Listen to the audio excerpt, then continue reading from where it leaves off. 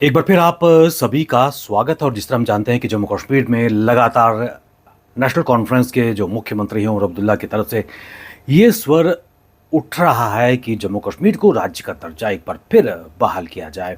और इस कड़ी में एक बार फिर स्टेटहुड की गुहार उमर अब्दुल्ला ने लगाई है। और इसके साथ साथ दो टूक शब्दों में उन्होंने कहा है कि जम्मू कश्मीर में अगर स्टेटहुड दी जाती है तो they are ready for the dissolution of J&K assembly, यानी कि असेंबली भंग करने के लिए भी सरकार तैयार है। अपने आप में एक बहुत बड़ा बयान जम्मू कश्मीर के मुख्यमंत्री उमर अब्दुल्ला की तरफ से ये निकलकर सामने आया है।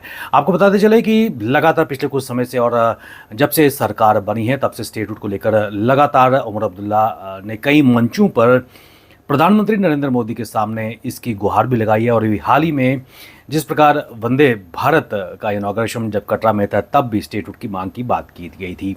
लेकिन उमर अब्दुल्ला की तरफ से ये बयान इसलिए भी महत्वपूर्ण नज़र आ रहा है क्योंकि लगभग एक काफ़ी लंबा अरसा उमर अब्दुल्ला सरकार को सत्ता की बागडोर संभाले हुए है। और ऐसे में अभी तक बिजनेस रूल्स भी क्लियरिफाई नहीं हुए हैं, जिसको लेकर काफ़ी स्वर आक्रोश भी जनता का सामने आ रहा है।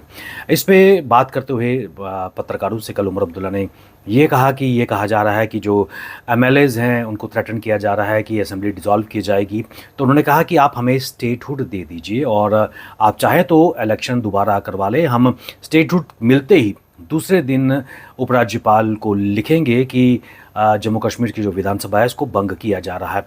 ये उन्होंने इस रिएक्शन में कहा है कि उन्होंने कहा कि कुछ हलकों से स्वर निकल के सामने आ रहे हैं कि जब अगर स्टेटहुड जम्मू कश्मीर को दिया जाए तो उसके फ़ौरन बाद नए सिरे से जम्मू कश्मीर में चुनाव संपन्न कराना जाना एक मैंडेटरी चीज़ है। ये उन्होंने कहा कि कई हलकों से ये स्वर निकल के सामने आ रहे हैं। और उन्होंने कहा कि जम्मू कश्मीर के जो एमएलएस है उनको थ्रेटन करने का प्रयास किया जा रहा है, भयभीत करने का प्रयास किया जा रहा है कि इलेक्शन दोबारा होंगे और शायद वो जीत के आए या ना आए, इसको लेकर अटकलें खड़ी हो रही हैं। और उन्होंने कहा कि जम्मू कश्मीर की जनता की मांग स्टेटहुड है और यदि स्टेटहुड उनको दिया जाता है तो सरकार, उमर अब्दुल्ला की सरकार, विधानसभा भंग की सिफारिश उपराज्यपाल को करेगी और जम्मू कश्मीर में एक बार फिर नए सिरे से चुनाव होंगे।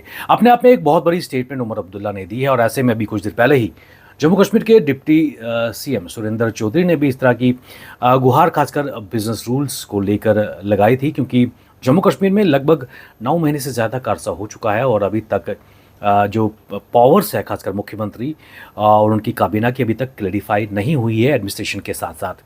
जम्मू कश्मीर में पावर के 2 ड्यूल सेंटर इस वक्त मौजूद हैं और उपराज्यपाल की जो पावर्स हैं वो पूरी तरह डिफाइन की गई हैं। और ऐसे में जो एक एम्बिग्यूटी है खासकर जो ब्यूरोक्रेसी है एडमिनिस्ट्रेशन और उसके अलावा जो मुख्यमंत्री और उनकी काबीना और जो एमएलएस है उनकी पावर को डिफाइन करना बाकी है।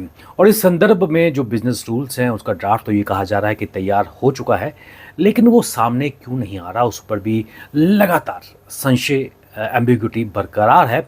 और क्या इतने लंबे अरसे के बाद भी बिजनेस रूल्स का ना आना कई तरह के सवाल न केवल सरकार के सामने खड़े कर रहा है बल्कि भारतीय जनता पार्टी केंद्र में जो इस वक्त सरकार चला रही है उनकी मंशा पर भी खड़े कर रही है। क्या भारतीय जनता पार्टी आराम से इजीली नेशनल कॉन्फ्रेंस को बिजनेस रूल्स का जो टोकरा है वो इतनी जल्दी पास नहीं करेगी, क्योंकि उनको पता है कि अगर पावर्स नेशनल कॉन्फ्रेंस या फिर उनकी सरकार के मंत्रियों के पास, एमएलएस के पास आएगी तो कहीं ना कहीं जो लोगों के मसले हैं, लोगों की समस्याएं हैं, बड़ी जल्दी हल होगी। और ऐसे में जो एक पकड़ भारतीय जनता पार्टी ने जम्मू कश्मीर में सरकार पर बनाई है वो छूटती हुई नजर आएगी। दूसरा, स्टेटहुड को लेकर लगातार प्रधानमंत्री नरेंद्र मोदी ने समय समय पर यह कहा है कि उपयुक्त समय आएगा तो जम्मू कश्मीर में स्टेटहुड की बहाली होगी।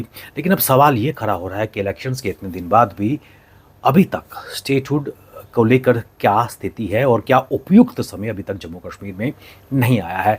और अभी हाल ही में अटकलों का बाजार ये भी गर्म था कि जम्मू कश्मीर के उपराज्यपाल भी ट्रांसफ़र होने जा रहे हैं। लेकिन 3 जुलाई से वार्षिक अमरनाथ यात्रा की शुरुआत होने जा रही है, जिसको लेकर पूरी तरह से तैयारी है और खासकर इस यात्रा को लेकर पूरी तरह से सिक्योरिटी चाक चौबंद है। और अगर हम होम की बात करें, उपराज्यपाल की अगर बात करें तो यात्रा को सुनिश्चित और फूल प्रूफ सिक्योरिटी देना ये होम डिपार्टमेंट जो उपराज्यपाल के अधीन है उनका काम है। और यही कारण है कि अभी उपराज्यपाल को हटाने की या फिर ट्रांसफ़र के अटकलों पर अभी विराम लगा हुआ है। लेकिन स्टेटहुड का मुद्दा और खासकर डिसोल्यूशन ऑफ असेंबली को लेकर उमर अब्दुल्ला का एक बहुत बड़ा बयान सामने आया है। और कितने संजीदा खासकर उमर अब्दुल्ला या फिर जो सरकार के जो एमएलएज़ हैं, क्योंकि एक बार फिर इलेक्शंस में जाना कोई नहीं चाहेगा।